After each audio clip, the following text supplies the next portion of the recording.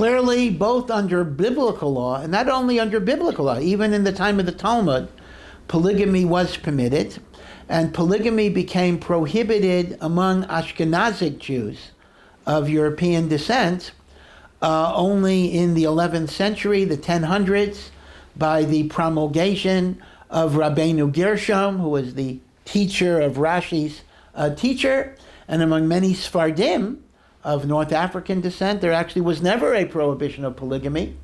So it's very, very clear that the Torah didn't see anything sinful in polygamy per se. So the first thing to keep in mind is that even if polygamy was tolerated, that does not mean it was regarded as optimal.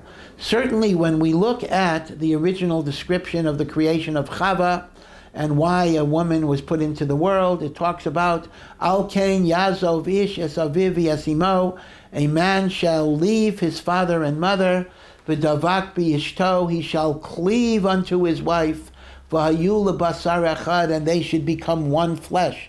It is obvious that a monogamous relationship was always considered to be the highest level of relationship.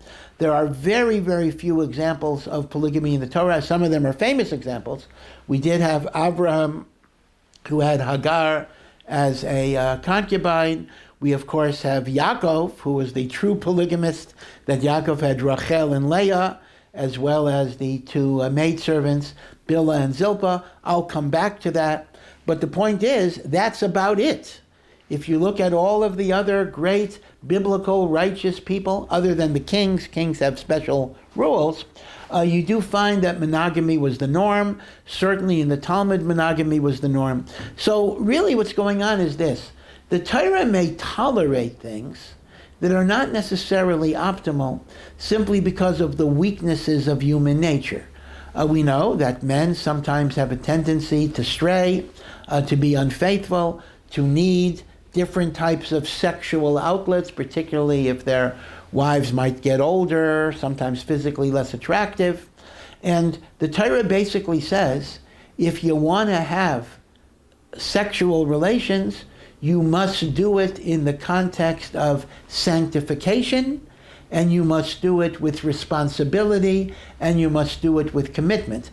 In many ways, I know this may be a controversial statement to make, polygamy basically was something that was profoundly respectful to women, that instead of simply having affairs and then discarding people with no sense of commitment, the Torah basically says, you want to be with a woman, you have to take care of her, you have to give her marriage, you have to give her economic protection, you have to give her dignity.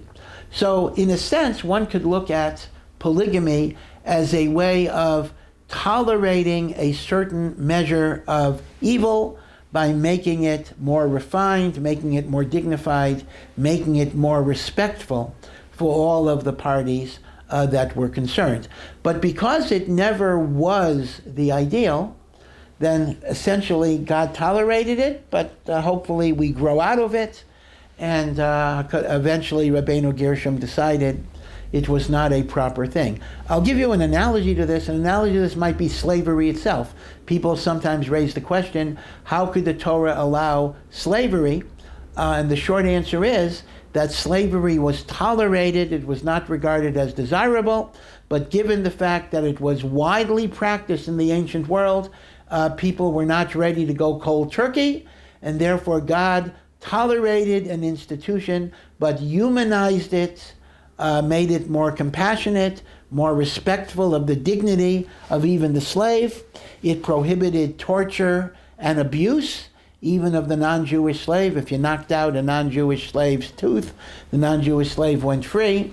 So in a sense, the Torah legitimates the institutions of the ancient world, but tries to bring them to a more civilized level. I think polygamy is very, very similar. Now, of course, the obvious question you'll ask me is, well, if polygamy is only tolerated but not approved, okay, that might be fine for the average guy, but how do you explain cases like Yaakov Avinu, one of the patriarch of the Jewish people, who had multiple wives? Surely he was not simply acting out of sexual lust.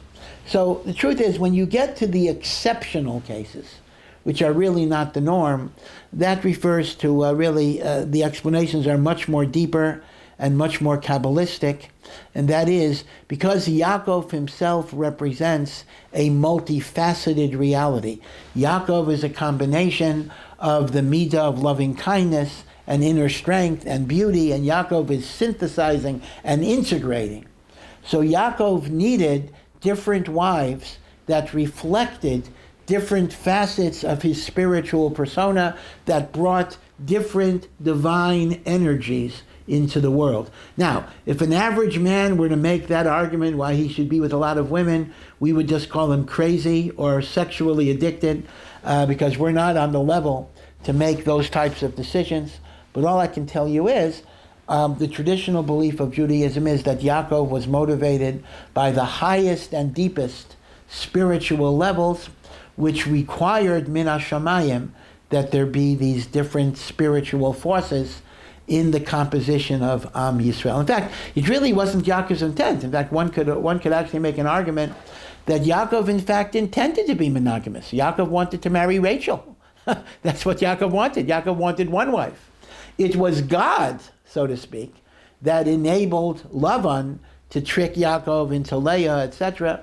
So the fact that Yaakov was in a polygamous marriage was not necessarily his choice. It was something that may have been divinely decreed, precisely because the 12 tribes had to emerge from all of these different spiritual forces. If you like that video, hit the subscribe button and notification bell below for hours of the best Jewish content online.